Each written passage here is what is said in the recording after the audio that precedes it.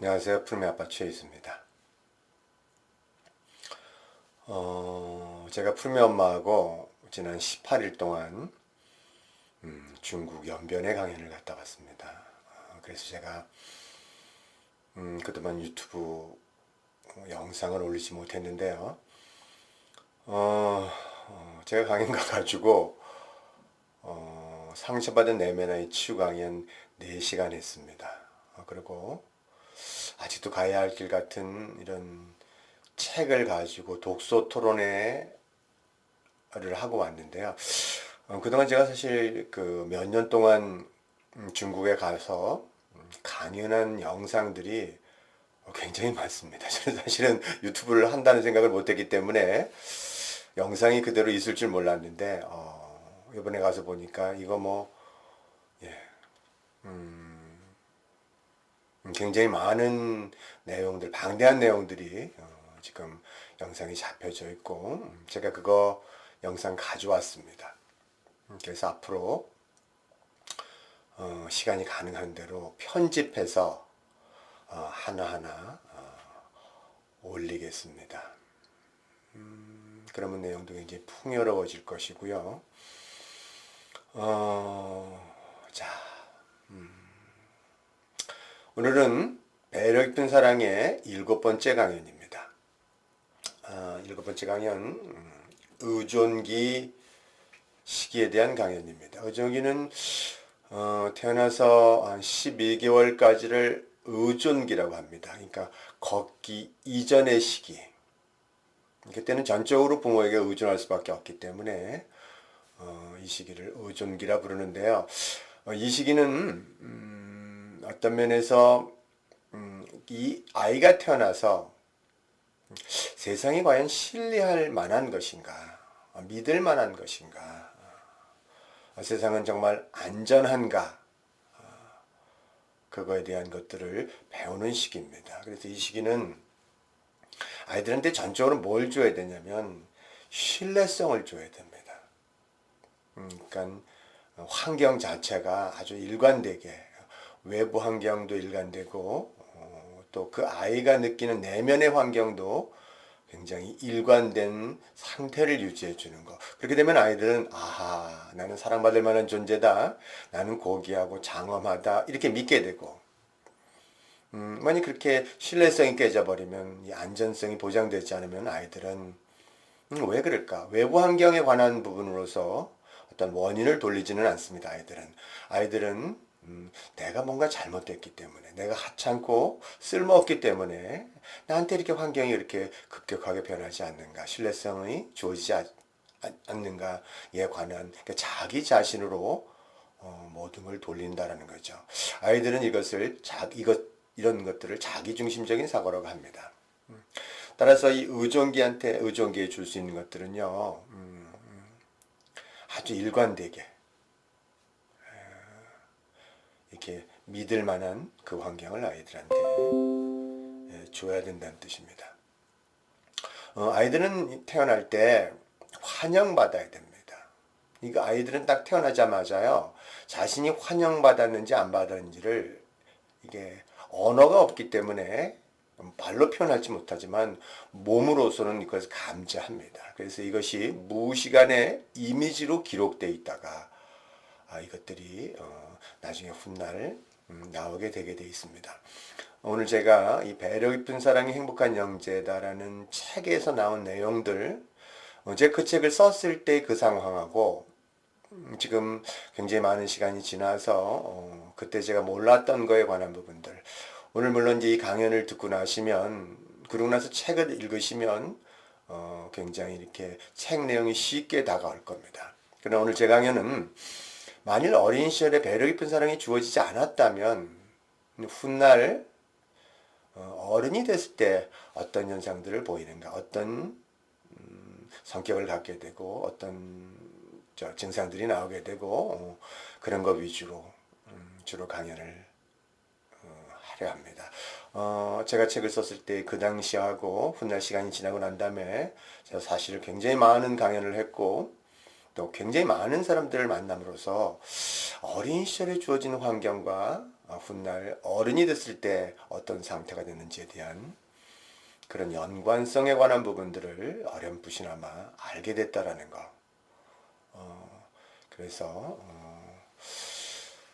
그분에 관한 얘기를 좀 더 깊게 나눔으로써 우리 아이들이 정말 있는 그대로 사랑받고 그렇게 행복하게 자라서 나중에 어른이 됐을 때도 정말 지성 감성이 조화로운 그런 인재로 커갔으면 하는 그런 마음에서 강연을 진행합니다. 어떤 외부 환경에서 아이들이 예를 들어서 만일 제가 정책 결정을 하는 사람이라면 저는 아이들 12개월 좀 더 연장해서 걸음마 시기까지인 18개월까지는 정말 부모가 키워야 된다고 생각합니다. 정책 결정을 할 수 있다면 18개월까지는 누구나 다 정말 육아휴가를 받아서 아이를 있는 그대로 사랑해 줄 수 있는 그런 환경이 주어졌으면 좋겠다는, 물론 뭐 그렇게도 못하는 환경이 주어질 때도 최선을 다해서 아이를 키울 수밖에 없지만 정말 12개월 아주 결정적인 시기들이 있습니다. 우리가 육아를 하면서 이렇게 결정적 시기라는 단어를 쓰는데요. 결정적 시기라는 것은 어떤 거냐면 그 시기에 꼭 배워야 되는 것들. 되게 이 결정적 시기에 대해서 잘 나온 책이 어떤 책이냐면 모든 아이는 영재로 태어난다는 책입니다. 이게 0-4세 영재성을 키우는 발달 단계별 두뇌 놀이라는 이 책입니다. 모든 아이는 영재로 태어난다. 나중에 제가 이 강연을 하면서 다뤘던 책에 관한 내용들을 하나하나 또다시 이렇게 뭐랄까요, 다시 하나 내용을 충분히 검토해 가면서 이런 것이 어떤 의미를 갖습니다라고 얘기해서 하나하나 이렇게 다룰 그런 예정입니다. 여기에 지금 뭐라고 나와 있냐면요. 아기의 두뇌가 주위 환경에 가장 잘 반응하는 시기가 있는데 이를 민감한 시기 또는 결정적 시기라고 부른다. 두뇌의 발달 시기에 따라서 주위 환경에 개방하는 창문의 크기나 두뇌를 둘러싸는 벽의 단단함 정도가 달라진다. 우선 민감한 시기는 두뇌 조직이 발달할 수 있는 최적의 시간대이다. 민감한 시기는 그 아이들이 어떤 것을 흡수할 때 기회 창문이 열렸다 닫히는 시간이 있다는 뜻입니다. 근데 민감한 시기를 만일 이렇게 지나갔다 해도 민감한 시기는 훗날 다시 회복하는 것이 굉장히 이렇게 어렵지는 않는데 결정적 시기라는 것은 어떤 시기냐면 이 시기는 그때 배우지 못하면 영원히 배울 수 없는 어떤 그런 시기들이 대개 12개월 전까지의 민감기에 있습니다. 예를 들어서 시각에 관한 결정적 시기는 생후 6개월까지 정도로 이렇게 봅니다. 그러니까 만일 태어난 아이가 이렇게 뭔가 안대를 써야 된다든가 이렇게 이 빛이 주어지지 않았던 환경에서 주어지면 시각에 관한 이 발달 경로가 그렇게 이렇게 정지됨으로써 그 아이는 영원히 볼 수 없는 그런 상태가 될 수 있다는 뜻입니다. 그래서 민감기 시기 안에서는 굉장히 이렇게 그 시기에 배우지 못하면 정말 이렇게 좀 괜찮게 민감기가 뭐 물론 이제 이렇게 충분히 회복되지만 그래도 더디지만 결정적 시기는 그 시기에 꼭 배워야 될 것들은 배워야 된다는 거죠. 이 아이가 태어났을 때 정말 배워야 될 건 뭐냐면 이 12개월까지의 여러 가지 민감기가 결정적 시기들이 있지만 이 아이들이 첫 번째는 환영받아야 된다라는 거. 이게 누누이 제가 강조합니다. 환영받고 나에게 와서 감사하다는 얘기. 아이들은 태어날 때 바로 그런 부분들 부모가 예를 들어서 아들을 원했는데 딸이었다. 그래서 실망했다. 말은 하지 않지만 그 분위기들을 아이들은 느끼게 돼 있습니다. 아이들이 태어날 때는요, 사람들은 그런 얘기합니다. 이 태어나는 순간으로 코칭을 하다 보면 내려가서 그때가 부모가 어떻게 했는지를 이렇게 이미지로 찾아내는 그런 시간들이 있는데, 공통으로 얘기하는 것은 어떤 얘기냐면, 아이들은 태어날 때, 영롱하다. 정말 순수하고 영롱하다라는 표현밖에 할 수 없을 만큼 그 순수한 의식을 갖고 태어나게 되어 있습니다. 자, 그런데 여러 환경이 주어질 수 있습니다. 예를 들어서 부모가 일부러 그런 건 아니지만 몰라서 그러는 경우들이 있습니다. 예를 들어서 제가 중국에 가면 이렇게 타가소 출신들이 있습니다. 타가소 출신이라고. 그 대신 이제 문화혁명 후에 이렇게 아이를 낳고 나면은 다 이렇게 아주 어린 시절 뭐 한두 달 지나고 난 다음에 타가소에 보냈던, 근데 이 타가소에서 이렇게 이 의존기를 보냈던 사람들은 외부 환경이 이렇게 이 풍요롭게 주어지지 않았습니다. 그래서 어떤 특징이 있냐면 이 타가소 출신들은 감정을 느끼는데 굉장히 어려워합니다. 이렇게 뭐라 그럴까요? 굉장히 시야가 좁고요.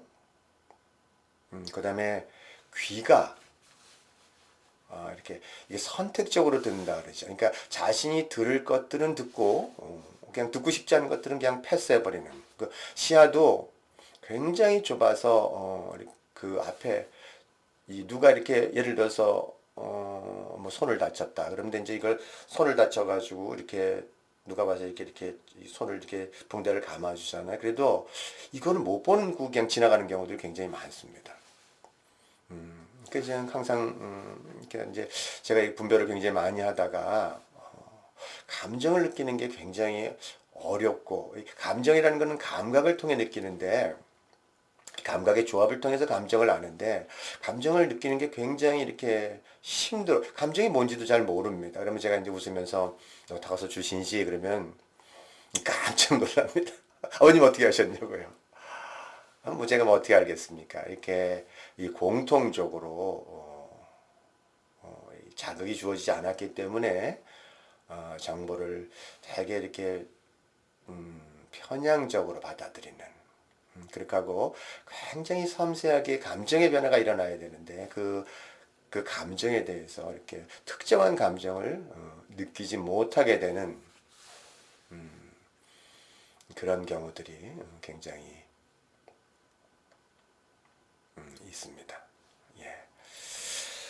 그래서 아이들 12개월 전이라면, 전장에서 18개월 전이라면 이렇게 어린집에 맡기는 거에 대한 부분들, 물론 맡겨야 될 부분 상황이라면 정말 이렇게 일관되게 누군가 뭐 그 아이를 누가 주 애착자가 되면 되는데 이렇게 변화가 너무 많이 일어나지 않는, 그래서 세상이 믿을 만한 어떤 그런 그 믿을 만한 사람들한테 아이를 맡기는 것이 더 낫겠다는 뜻이죠. 정말 어떤 환경이 주어지겠습니까? 그러면 아이들은요, 울 때 누가 와서 자신의 욕구를 채워줘야 되는데 그렇게 채워주지를 못합니다. 그래서 아이들은 특정한 감정들 자체를 잘 느끼지를 못하게 되는, 나중에 사실 감정에 관한 부분들이 억압되어 있다면 풍요로움도 느끼기 어렵고요. 그 다음에 다른 사람과 대화 나눌 때도 이렇게 의사소통하기가 쉽지는 않게 됩니다. 자, 외부 환경, 또 내부 환경에서는 아이들이 이제 이 아이들은 신뢰를 가져야 된다. 이 시기 어린 아이들은 부모와 싸워서는 안 됩니다. 그러니까 부모가 이 아이를 이기려 해서는 안 된다는 뜻입니다. 어떤 경우에도 그 아이의 욕구 그리고 감정이 채워져야 돼요. 오히려 그런 아이들이 세상을 더 믿게 되지. 뭐 부모가 이 당시 뭐 훈육을 한다든가 이렇게 뭘 그래서 염려해서 나중에 버릇이 없어질까 이렇게 염려해서 아이와 자꾸만 아이 자체를 이렇게 어떤 특정한 방향으로 가게끔 한다 그러면 그 아이들은 그 세상에 대한 신뢰를 갖지 못합니다.